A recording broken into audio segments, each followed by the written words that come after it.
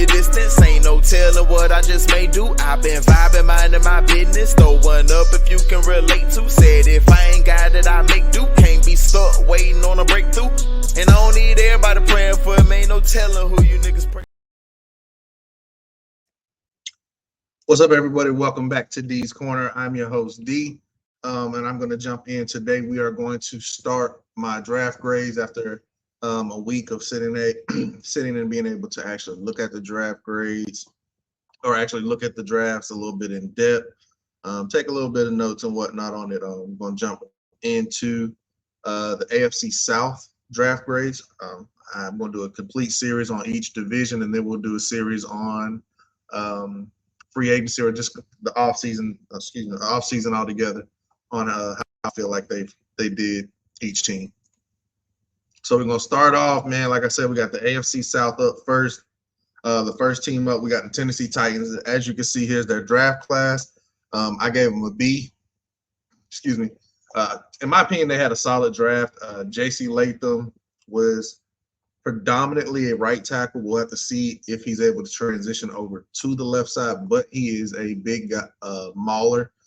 He will be able to help open up lanes. He is transitioning to the left side, so you do have to, I guess, brace for some growing pains there. T'Vondre Sweat, in my opinion, he has some maturity issues, weight issues. Now he is a baller, and I think he's going to be phenomenal next to Jeffrey Simmons. I'm just not sure if he was second round worthy, especially with the DUI.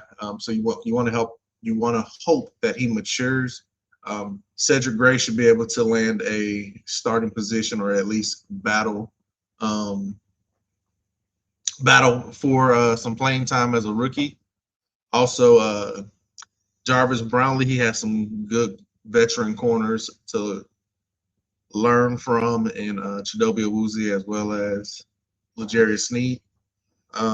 James Williams is transitioning to linebacker, but Jaquan Jackson should definitely help out in the return game. And I think we all keep forgetting that there is a new kickoff rule, so the return men are going to be extremely valuable this season and hopefully moving forward. So overall, I give the Titans a B. I think they had a pretty solid draft. There were some players that I feel like they could have taken with their first two picks. I'm a Bama fan, so I hope J.C. Latham plays well, but it does make me weary when you think of Evan Neal and the Giants, who was predominantly a left tackle, and they tried to play over to right side. It just hasn't panned out thus far for him. Next up, I got the Jacksonville Jaguars. They had a solid draft. Their GM usually drafts for traits, so you will see a lot of traits in this draft class. He did a lot of his work at LSU, apparently. Brian Thomas Jr. should come in and be able to fill the hole left by Calvin Ridley, as well as Zay Jones. They released him after the draft. Mason Smith and Jordan Jefferson. Not sure that you needed both of those players when you picked up Eric Armstead in free agency. Jerry and Jones should be able to come in and contribute at least at nickel. DeAndre Prince, I liked him coming out of Mississippi State. Like I said, overall, I give the Jaguars a B. Jaguar is a team that should be able to, or you would think that would be positioning itself. It should be peaking right now to run away with the division. If I'm not mistaken, Trevor Lawrence has had like 60-something turnovers. He leads the NFL since he's been in the league, and that's not including his terrible rookie year with Urban Meyer. But overall, Jacksonville does seem to be in a decent place. I like Javon Foster, who should be able to come in and learn behind Cam Robertson and Will Little, and then be able to take one of those spots, most likely on the left side with Cameron Little possibly being gone after this season. Cam Robinson. The Indianapolis Colts, I also give a B to. I really like the first two picks. To be honest with you, I like a lot of these picks. One thing about Chris Ballard is Chris Ballard always drafts for position flexibility, and that's really what you have. When you look at Liatu Latu, he's the best pure pass rusher has the most complete pass rushing moves with counters and whatnot. But he can also kick inside, give them versatility up and down that defensive line. Adonai Mitchell, the same thing, is a a phenomenal pass catcher. He is a baller.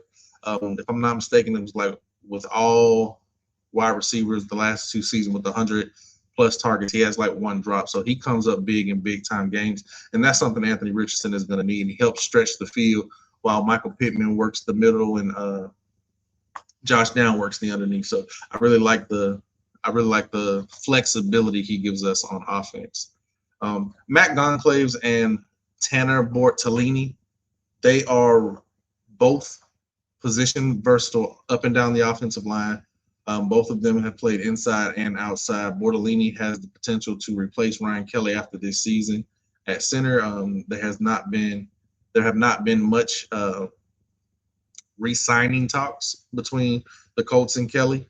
And Conglaves should be able to challenge Will Fries or be a swing tackle and offensive lineman. Braden Smith has been bitten by a bit of an injury bug lately.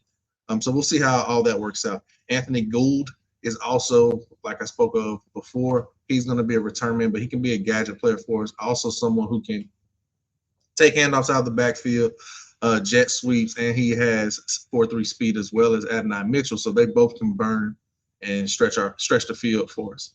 Jalen Carlisle is a safety that will be moving to linebacker. Ballard likes length. He will be able to come in and be an outside linebacker. We have seen what EJ Speed has been able to develop into, and we saw what Darius Leonard was. Both of them have similar builds and frame to Carlisle. Jalen Simpson and Micah Abram are both players who can play and give us more flexibility within the secondary. Simpson is a player who can play nickel and safety. Abram, we'll see if he makes the team. We've drafted 3 corners last year, and Darius Rush didn't make the team. Jonah Laulu is also another player who can slide up and down the defensive front. So overall, I give the Indianapolis Colts a B. It's a really, really solid draft for them, which is something that they needed to have with all the other teams spending big in free agency, and the Colts basically maintaining their core, their young core, re-signing their own players. So really, really solid draft for the Colts. And finally, the Houston Texans. And this is really just a rich get richer type draft for these guys. When you look at what they did through free agency and then look at the draft, I really like some of these players. I give them overall as a B. The Houston Texans, man, are going to be a team to reckon with in the 2024 season and beyond, especially with DeMeco Ryan. He has given this team so much belief, so much confidence, making football easy for these guys, and it shows. Kamari Lassiter should be able to come in and learn from Desmond King, and he's going to give you a feisty, nose for the ball type player in that secondary. He's probably going to play slot. Blake Fisher can come in and compete right away for the right tackle position.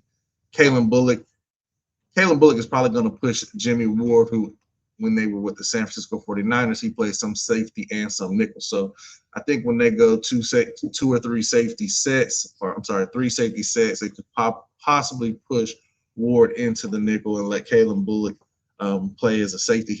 He can play deep. He can play cover 2. He's got range. He's long. He can find the ball. I really like it. Really love the pickup of Cade Stover. Now you have Dalton Schultz, Brevin Jordan, and Cade Stover, who was CJ's tight end in college. So this just gives them so much versatility on their offense. And to be honest with you, it's really scary because they're going to be coming in and they have the continuity.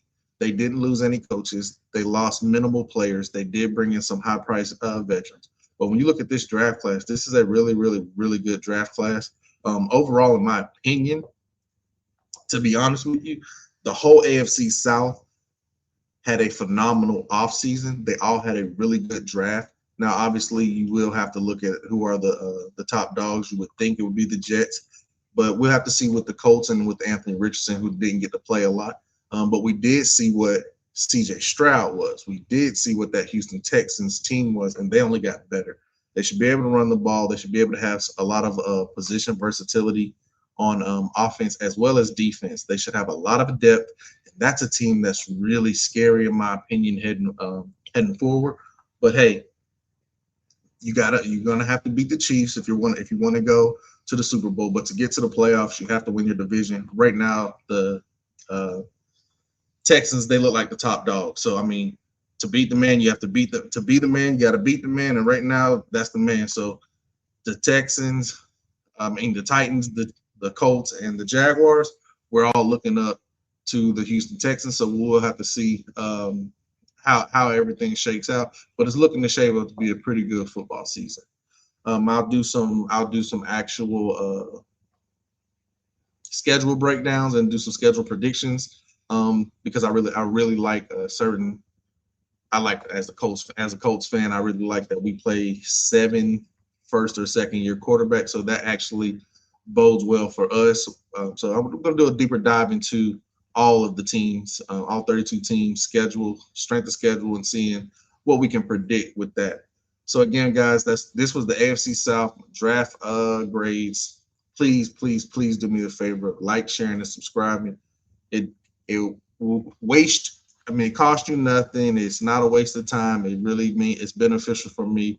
I truly appreciate all the help. I truly appreciate any comments, anything that you got for me, man. Y'all just let me know. All right.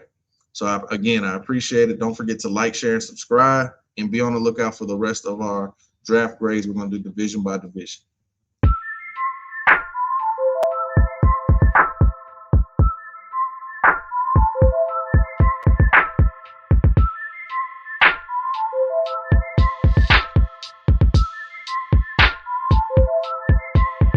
Okay, now. I'm the top dog in the league, homie. Yeah. Let's speak on it. The stretch for anybody to reach on me. Just breathe on it. Don't tell them. They gotta know it's me on it. Won't kick it on me and go for 3 on you. You couldn't guard me with the cleanest armor. I got it covered. These corners. I'm the